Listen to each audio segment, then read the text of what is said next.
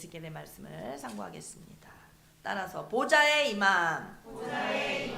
하나님께서 이 세상을 창조하시기 전에 하늘나라에 먼저 새 예루살렘을 만드셨습니다. 따라서 새 예루살렘.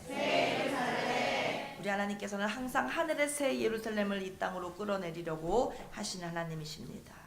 그래서 구약시대에 내려왔던 것은 예루살렘입니다. 신약시대에 내려온 것은 교회입니다.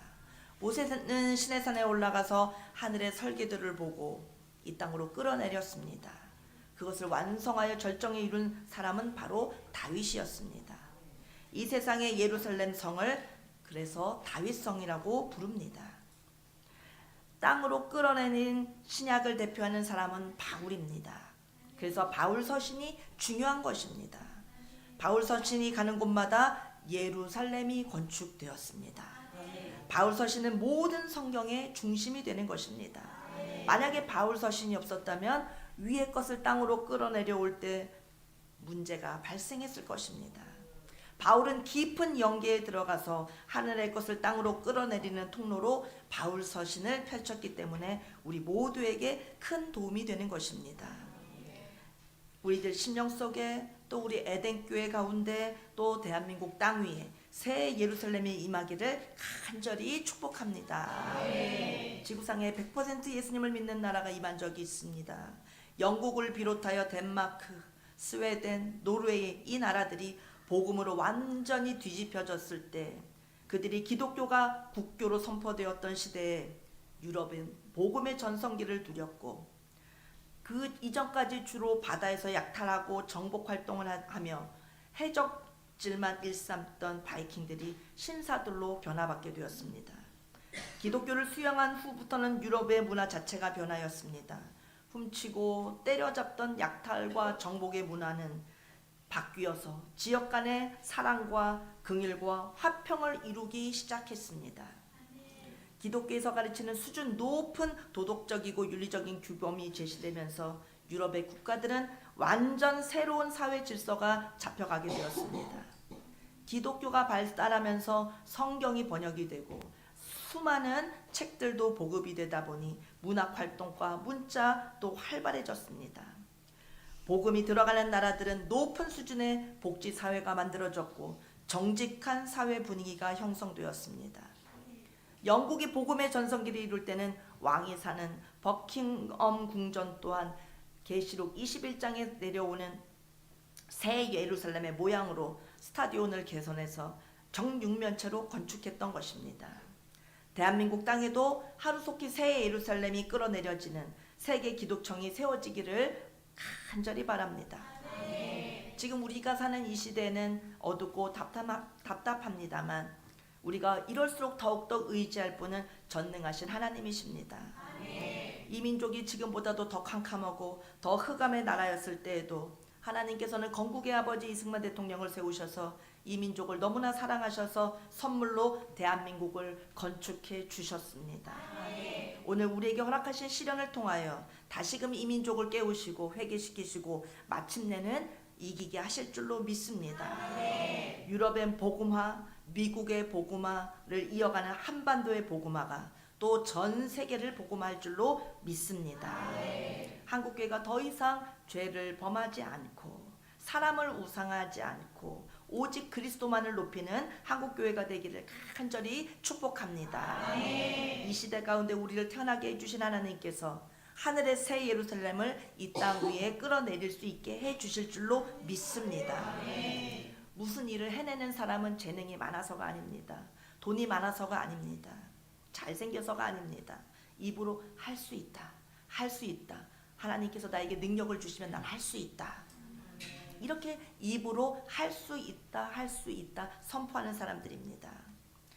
아무 일도 하지 못하는 사람은 능력이 없고 돈이 없어서가 아닙니다. 해보지도 않고 못해요. 할 수 없어요. 힘들어요. 저는 안 돼요. 라고 부정적으로 말하기 때문입니다. 말씀을 붙잡고 하나님을 붙잡아야 되는데 입으로 자꾸 부정적으로 소극적으로 내뱉기 때문에 그래서 이루지 못하는 것입니다. 주님, 이 땅에 새 예루살렘 내릴 수 있게 주시옵소서. 우리 에덴교회 새 예루살렘 내릴 수 있게 도와주시옵소서. 주님이 도와주시면 가능합니다. 이렇게 자꾸 믿음으로 믿음의 기도를 하고 선포할 때 그것이 현실이 될 줄로 믿습니다. 하나님께서는 하늘의 새 예루살렘을 이 땅으로 끌어내리고자 하셨는데 구약 시대는 예루살렘이었고 신약 시대는 교회였습니다. 시대마다 이것을 위해 부름받음에 참여한 자들은 큰 복을 받았습니다. 우리도 우리 에덴교회를 건축하기 위해서 부르심을 받은 자들입니다. 우리도 이 부르심 받은 자리에 우리도 주님 앞에 반응하여서 꼭 새 예루살렘을 에덴교회에 끌어내리는 건축자들이 됩시다. 그래서 크신 복을 다 받으시기를 바랍니다.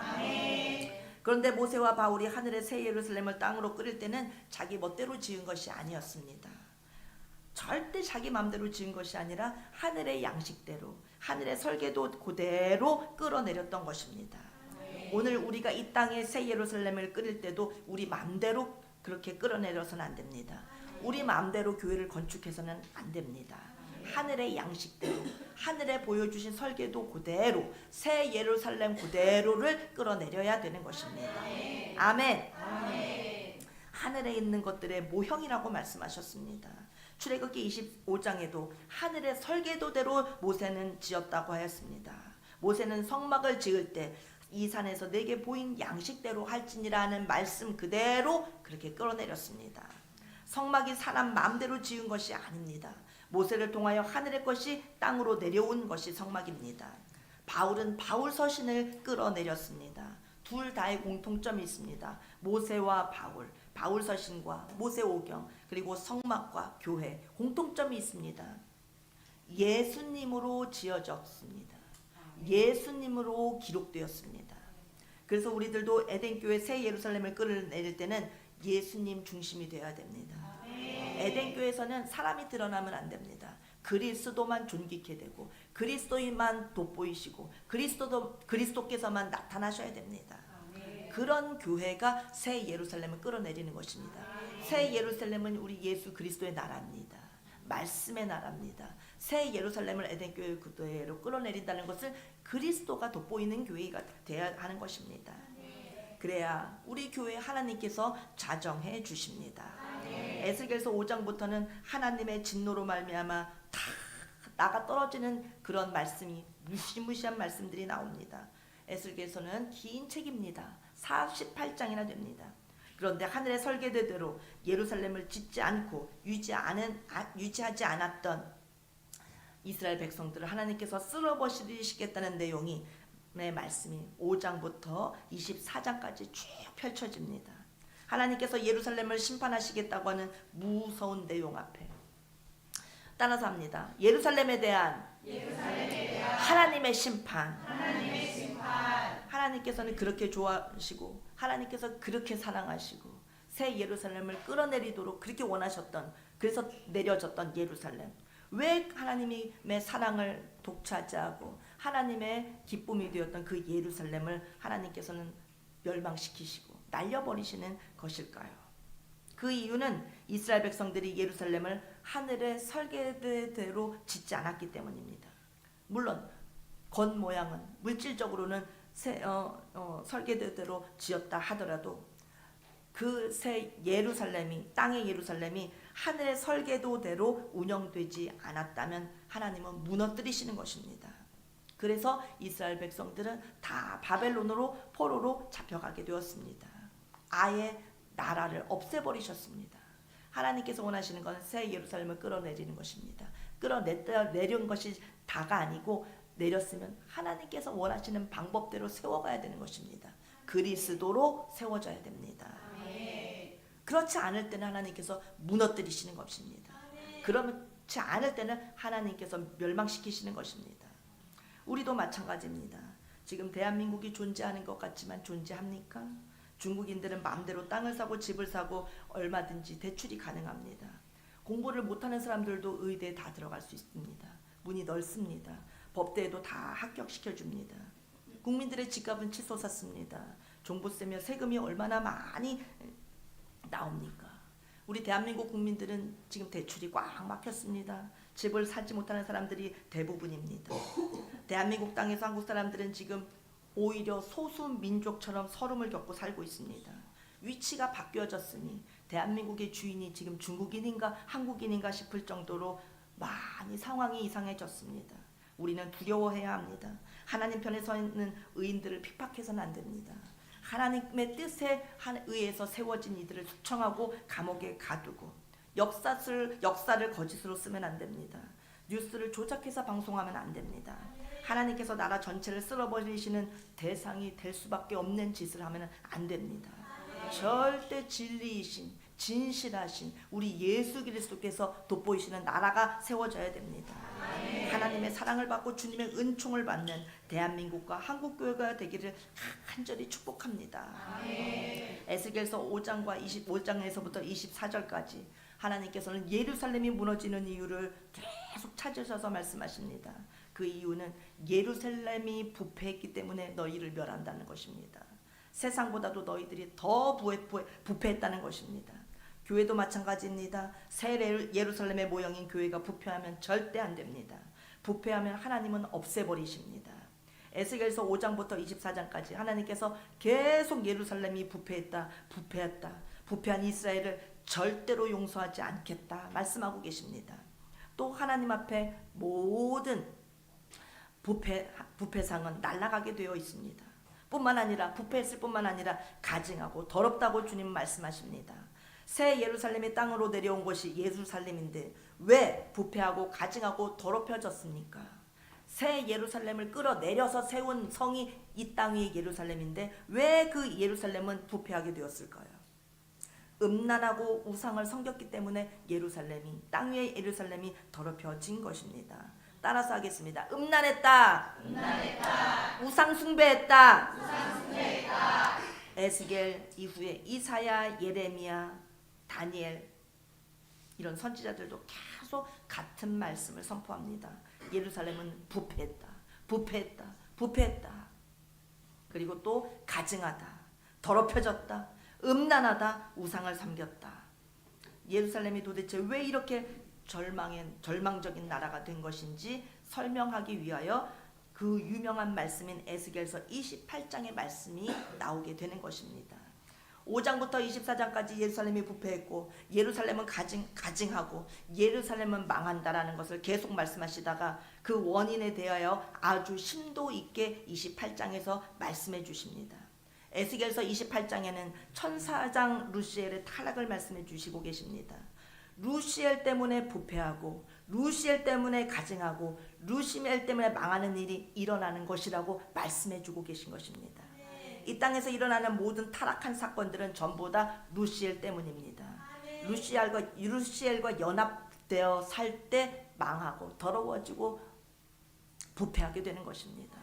신구약 성경을 통틀어서 하나님이 존재하신 이후에 하나님께서 천지를 창조하신 이후에 하나님께서 더럽다라고 하신 말씀을 제일 처음에 꺼내신 그 말씀이 에스겔서 28장에서입니다. 루시엘의 타락으로부터 하나님께서는 더럽다는 표현을 쓰기 시작하셨습니다. 우리는 생각하기를 율법을 어기는 것을 더럽다고 여깁니다. 계명을 어기는 것을 큰 죄로 압니다. 당연히 그렇지만 성경에 보면 같은 하나님의 계명이라 할지라도 10계명 중에서 6계명 살인하지 말라 하셨습니다. 당연히 살인하는 것은 죄입니다. 사람을 죽이는 것은 당연히 죄입니다. 그런데 상황에 따라서 하나님의 말씀은 계명은 달라집니다. 사람을 안 죽인 게 죄가 되기도 합니다. 살인하지 말라, 살인하면 죄다, 사람을 죽이면 안 된다 말씀하신 하나님께서 사람 왜 안 죽여 하면서 그게 죄라고 또 지적하십니다. 이스라엘이 가나안 땅에 들어갔을 때입니다. 그곳에 살던 원주민들, 이방인들을 싹 죽여라, 전멸시켜라 명령하셨습니다.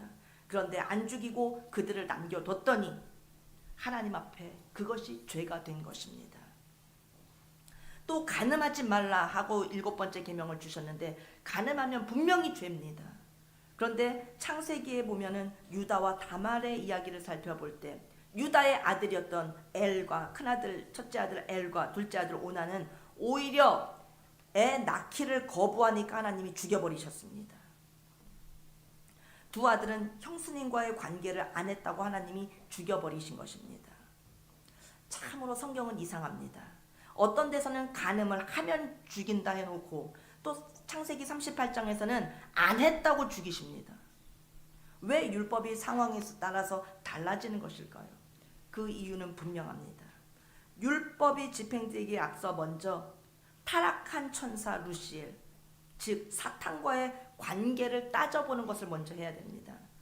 사탄과 관계가 되어 있다면 무조건 죄입니다. 사탄과 함께 하는 일은 무조건 죄입니다.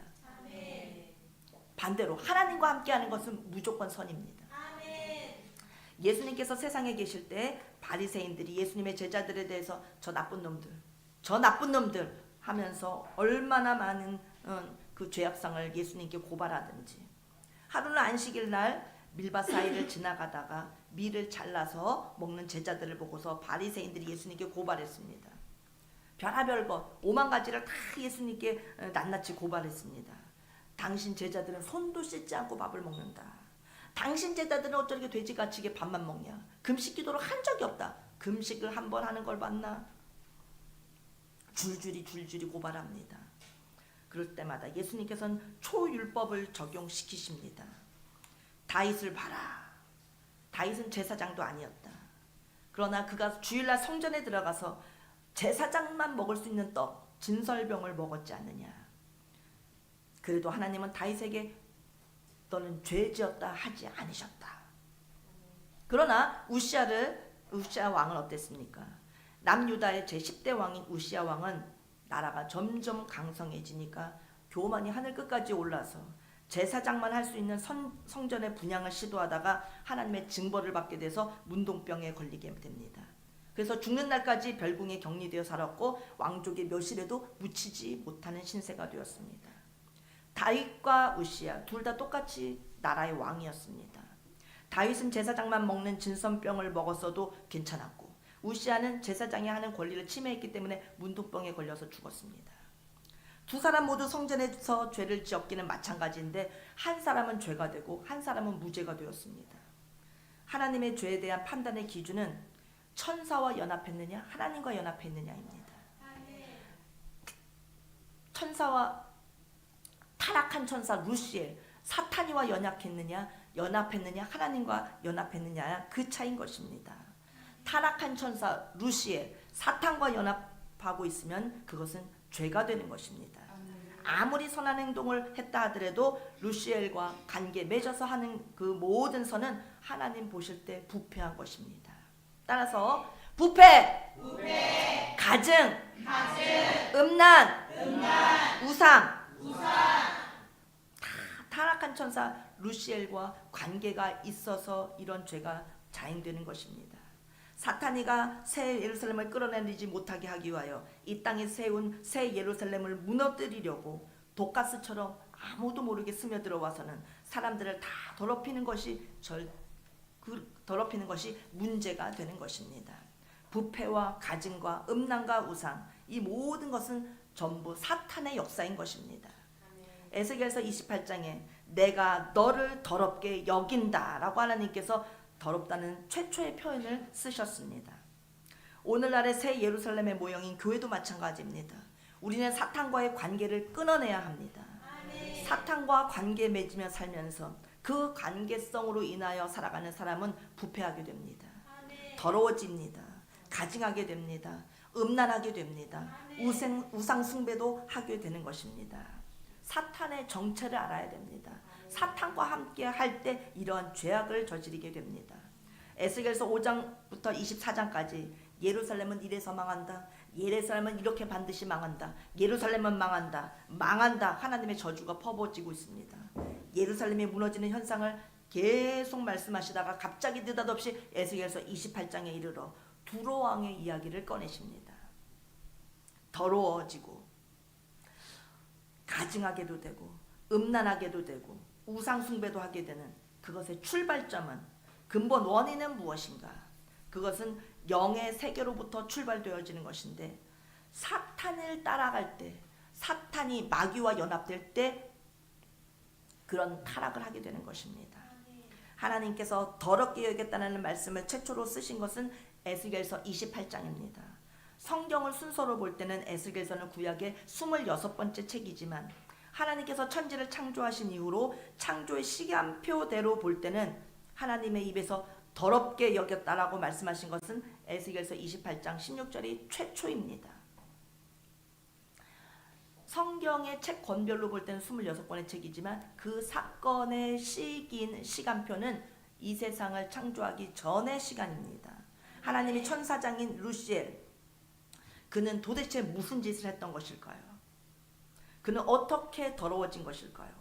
이사야 14장을 보면 하나님의 보좌 찬탈의 내용이 나옵니다. 만유 회복의 말씀을 배울 때 우리가 자세하게 배웠었습니다. 결국 하나님께 더럽다고 하신 말씀 중에서 말씀의 중심에는 더럽다 하신 말씀의 중심에는 루시엘이 있는 것입니다. 루시엘과 관계가 있다면 그것은 하나님은 그것을 더럽게 여기십니다. 예수님은 더러움의 판단 기준을 말씀하실 때 구약 성경의 내용을 뒤엎어 버리셨습니다. 입으로 들어가는 게 더러운 것이 아니다. 음식을 입으로 먹죠. 화장실 가서 뒤로 배설합니다. 그 배로 뒤로 나오는 그것이 더러운 것이 아니라 사람 속에서 입을 통해서 밖으로 나오는 것, 그것이 더러운 것이다. 예수님은 물질적 더러움이 아니라고 더러움의 개념을 바꿔주셨습니다. 그러므로 하나님께서 에스겔서 28장에서 최초로 쓰신 더럽다고 하신 이 표현은 루시엘로부터 시작되는 것인데 루시엘 천사로부터 그의 반역으로부터 더러움이 시작되었습니다. 하나님은 우리가 루시엘 천사와 관계성을 갖거나 엮이면은 무조건 더럽게 보십니다. 구약의 예루살렘이 따라서 부패하고 가증스러운 짓을 하고 음란하고 우상 숭배하여 더러워지게 되었는데 그 배후에는 사탄이 천사장 루시엘이 있었던 것입니다. 최후까지 발악하는 어둠의 사자 타락한 천사 루시엘이 뒤에 있었던 것입니다. 루시엘을 이기자.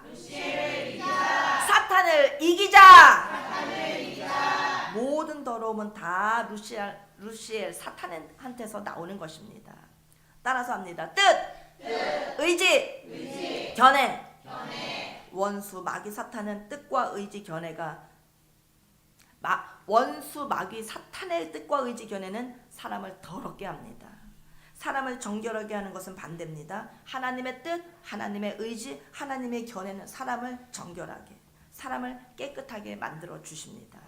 하나님의 뜻과 의지와 견해는 곧 십자가의 도가 되는 것입니다.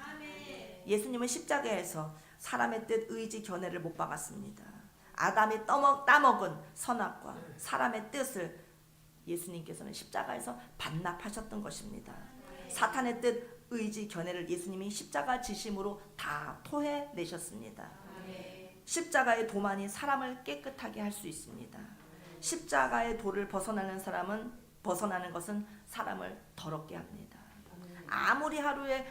아무리 깨끗한 사람이 목욕을 하루에 3번씩 한다 하더라도 아무리 깨끗하고 멋쟁이라서 하루에 옷을 3벌씩 갈아입고 산다고 하더라도 매일매일 미용실에 가서 머리를 한다고 해도 명품으로 두르고 명품 화장품을 바른다 하더라도 루시엘과 연합한 사람은 무조건 더러운 사람입니다. 아멘. 그러나 겉으로 드러난 차림새나 행동이 초라해 보이고 볼품없다 할지라도 그리스도의 지정의와 관계성을 맺고 연합하여 사는 사람은 거룩한 사람이 되는 것입니다. 아멘. 진정한 의란 무엇입니까? 성경이 말하고 계신 의롭다함은 행위를 말하는 것이 아닙니다. 그리스도와 맺은 관계를 말하는 것입니다. 그리스도와 관계가 맺어졌느냐, 그리스도와 하나가 됐느냐, 그러면 너는 의롭다. 너는 사탄이와 연합됐느냐, 그러면 너는 부패했다, 가증하다, 음란하다, 우상 숭배하는 것이다 하시는 것입니다. 따라서 그리스도와의 관계성, 성경이 말하는 더러움, 사탄과의 관계를 맺음을 갖고 사는 것이 더럽다는 것입니다.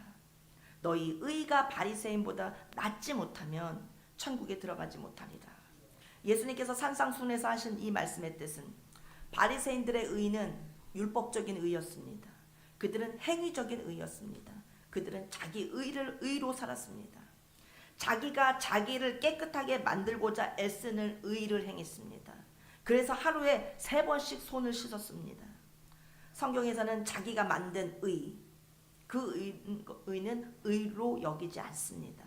성경에서 말씀하시는 의는 그리스도와 연합되어 있는지, 그리스도와 관계가 맺어져 있는지, 그리스도를 붙잡고 사는지, 그것에 따라서 의롭게 여겨주시는 것입니다. 유다의 며느리 다말은 절대로 의로울 수 없는 여자였습니다. 어떻게 다말이 의로울 수 있단 말입니까? 그러나 성경은 시아버지와 붙어서 한 몸을 이뤘던 다말을 의롭다고 적어놓고 있습니다. 사람의 생각으로는 있을 수 없는 일이지만 성경은 다말이 의롭다고 말씀하십니다. 또한 성경은 기생 라합을 의롭다고 하십니다. 기가 막힌 일입니다. 창녀와 다름없는 여자를 성경은 의롭다고 말씀하십니다. 우리들의 견해와는 너무나 다릅니다. 성경의 하나님의 견해와 우리의 견해는 너무나 다릅니다.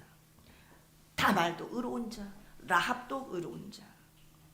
혹시 우리 가운데도 창녀가 있습니까? 그리스도를 붙잡으면 의롭다고 여겨주십니다. 우리 가운데 깨끗한 여자가 있습니까? 자기 남편이 첫사랑인 사람이 있습니까? 깨끗해 보이는 여자라 할지라도 그리스도와의 관계가 멀어지면 그 여자는 창녀와 같은 것입니다. 하나님은 그런 여자일수록 더럽게 여기십니다. 또 성경은 룻기에 등장하는 이방 여인 룻을 의롭다고 말씀하십니다. 성경은 왜 하나같이 이런 사람들, 의로울 것 하나 보이지 않는 이런 사람들을 성경은 의롭다고 하시는 것입니까?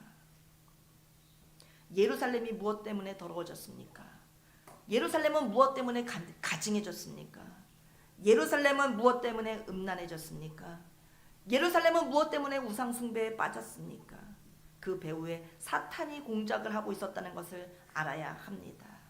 더러움과 가증함과 음란과 우상숭배를 일삼게 된 데는 주범이 있으니 그는 바로 사탄이, 루시엘이가 있는 것입니다.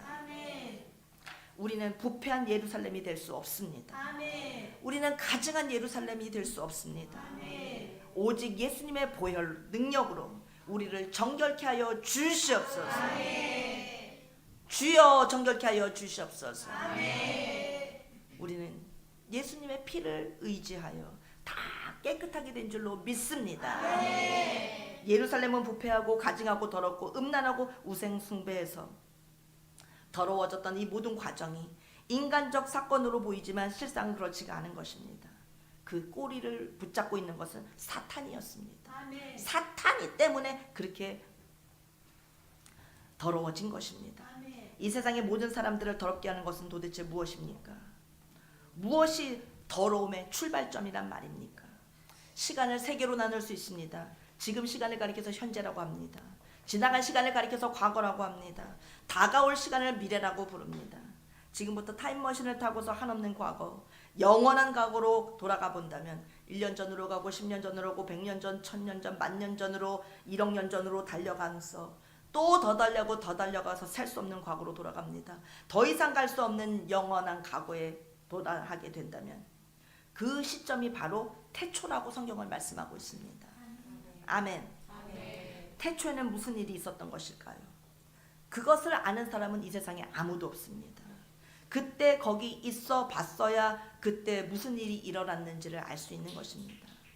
태초에 도대체 무슨 일이 일어났는지 아시는 분은 오직 한 분밖에 없습니다. 우리 하나님뿐이십니다. 하나님만 태초에 거기에 계셨기 때문입니다. 우리 하나님은 삼위일체 하나님이십니다. 따라서 합니다. 성부 하나님, 성자 하나님, 성령 하나님, 삼위일체 하나님 한 분만이 그 자리에 계셨습니다. 태초에 삼위일체 하나님께서 그 자리에서 창조 행위를 시작하셨던 것입니다. 하나님께서 처음 창조하신 세상은 지금의 이 세상, 지구가 있고 이 세상이 아닙니다. 처음에 하나님이 만드신 세상은 영의 세계였습니다. 이 세상이 있기 전에 새 예루살렘이 먼저 있었던 것처럼 이 땅이 있기 전에 하나님께서는 영의 세계를 먼저 창조하셨습니다. 하나님께서는 이 세상보다 영의 세계를 먼저 지으셨는데 영의 세계의 중심되는 인물을 바로 천사들로 삼으셨습니다. 천사란 존재는 지구 위에 사는 모든 피조물들보다 더 먼저 지어졌습니다. 하나님의 창조의 시작입니다. 새 예루살렘을 이 땅보다 먼저 건설하신 하나님, 사람들보다도 하나님은 천사를 먼저 지으셨습니다. 아멘. 아멘. 성경을 살펴볼 때 천사의 창조를 이 세상 만물이 지어진 것보다 후대에 지어졌다고 절대 볼 수 없는 것이 욥기서 38장 7절에 나옵니다. 하나님의 땅의 기초를 놓을 때 하나님의 아들들 천사들이 노래하였다. 천사들을 창조하신 것이 이 세상을 지은 것보다 뒤의 일이라고 볼 수 없습니다. 천사가 먼저고 그 다음에 사람이 나중입니다. 하나님께서 이 세상을 창조하실 때 천사들이 기뻐했다고 노래했다고 했습니다. 천사의 존재가 먼저 있었음을 욥기서를 통해서 분명히 알 수 있습니다. 성경에 보면 천사의 종류도 여러 가지입니다. 미가엘, 가브리엘, 그룹, 스락 이런 천사들이 있습니다. 그런데 그 중에서도 절대 창조되지 말았어야 할 천사가 있으니 그의 이름은 바로 루시엘입니다. 천사들 중에 대장이었습니다. 루시엘, 천사장 루시엘이었습니다. 루시엘이 하나님을 대적하여 루시엘과 하나님 사이에 중간 천사는 없었습니다. 만약에 하나님 그 밑에 높은 천사 그 다음에 루시엘이었다면 루시엘은 하나님의 보좌를 넘겨오기 전에 그 자기 위에 있는 하극상을 벌이면서 자기 위에 있는 천사들부터 먼저 헤쳐가면서 하나님께로 올라갔을 것입니다. 근데 루시엘이 맞짱을 뜬 것은 바로 하나님이었습니다. 그렇기 때문에 하나님은 루시엘을 가장 천사들 중에 높여주셨다고 하는 것을 알 수 있는 것입니다. 천사의 왕, 천사장인 루시엘이 하나님의 보좌를 넘보았습니다. 하나님을 반역했던 것입니다. 에스겔 28장은 이렇게 기록하고 있습니다. 네가 옛적 하나님 동산 에덴에 있어서, 이 에덴 동산은 아담이 살던 에덴 동산이 아니라 옛적 에덴 동산입니다. 이 지구상에 하나님께서 지으신 에덴 동산이 아니라 영의 세계, 하늘의 에덴 동산을 말씀하시는 것입니다. 너는 기름 부음을 받고 지키는 그룹이며 천사들 조직에서 왕이었다는 것을 알 수 있습니다. 루시엘이 내가 하나님의 성산에 있어서 불타는 돌들 사이에 왕래하였도다. 이렇게 루시엘을 가르쳐주고 있습니다. 하나님께서 루시엘 천사를 얼만큼 대접해 주셨냐면 더 이상 대접해 줄 수 없을 만큼 루시엘을 사랑해 주셨고 대접해 주셨습니다. 성경의 은유적인 표현을 빌려본다면 내가 너보다 높음이 이름뿐이다 할 정도로 루시엘을 높여주셨습니다. 나는 그냥 하나님의 이름만 갖고 있겠다. 나머지는 네가 다 가져라. 이렇게 하나님께서 루시엘을 사랑해 주셨습니다. 극도로 천사 루시엘을 높여주셨음에도 불구하고 이사야서 14장의 사건이 벌어진 것입니다. 우리는 찌찌찌 혀를 찰 수밖에 없습니다. 최초로 하나님을 반역하는 사건이 일어났습니다. 이 반역의 사건은 하나님이 천지를 창조하시기 전에 일어난 사건입니다.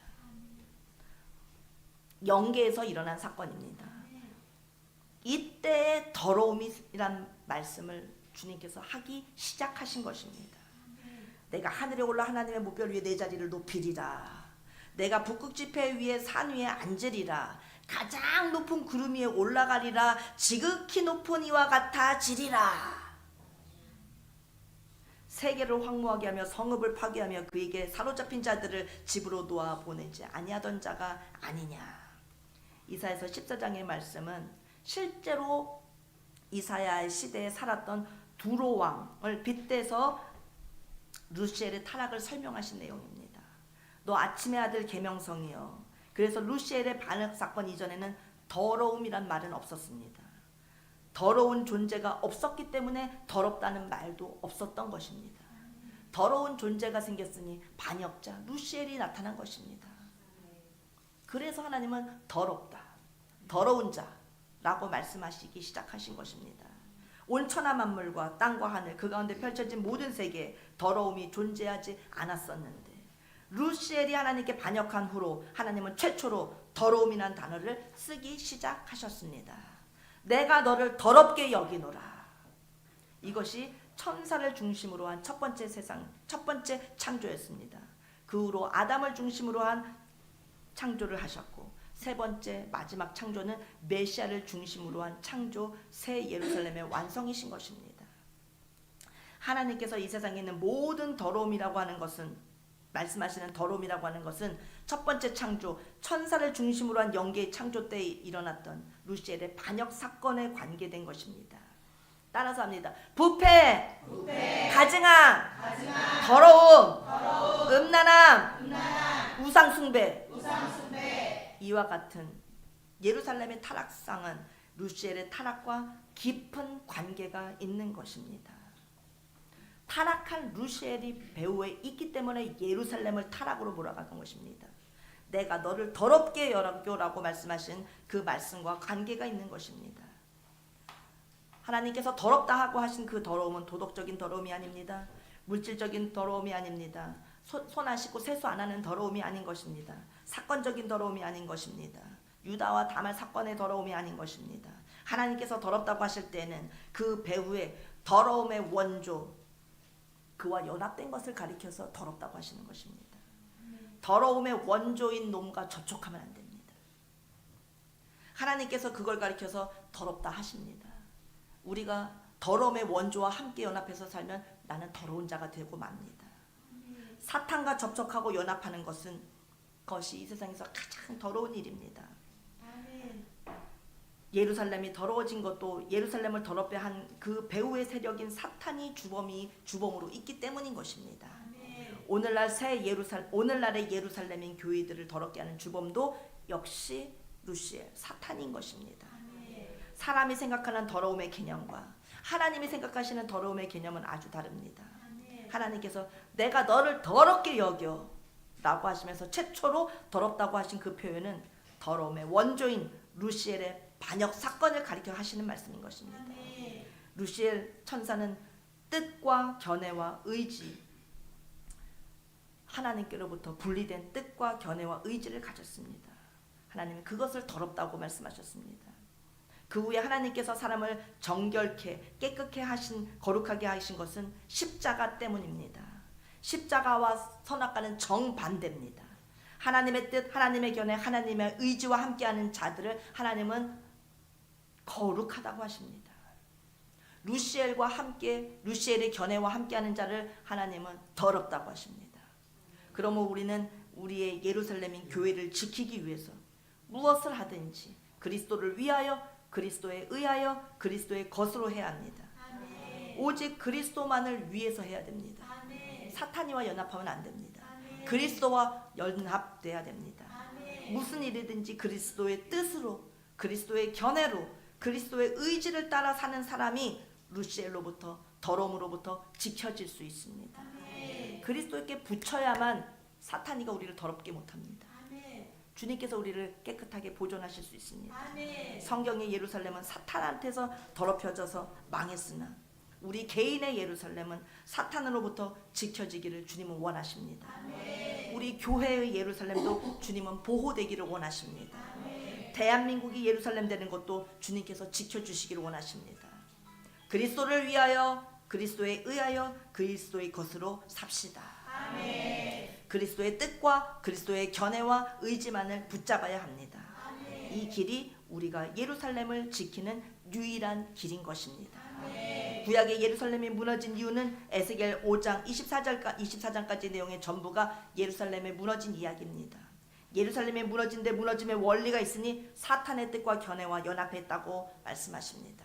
오늘날의 예루살렘도 동일합니다. 우리가 우리를 지키고 우리를 거룩하게 하기 위해서는 윤리적으로 도덕적으로 깨끗하려고 착한 행동을 하려고 해서는 안 됩니다. 사나 죽으나 모든 것을 그리스도를 위해서 해야 됩니다. 그리스도의 뜻과 견해와 의지를 따라 우리는 살고 죽어야 합니다.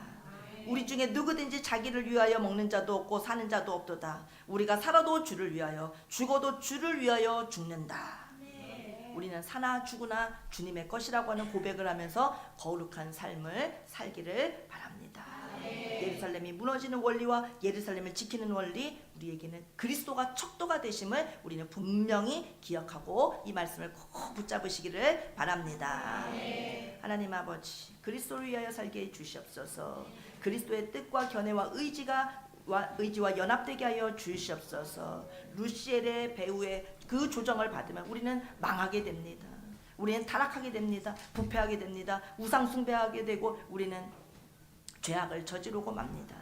그리스도와만 영원토록 동행하는 우리 에덴교회 모든 성도들 되게 해 주시옵소서. 새 예루살렘을 에덴교회에 끌어내리고 이 에덴교회에 임한 예루살렘을 지켜가고 보존할 수 있게 하여 주시옵소서. 그리스도만 나타내는 에덴교회로 세워가는 우리 에덴 공동체가 되게 하여 주시옵소서. 예수님의 이름으로 기도하옵나이다. 아멘.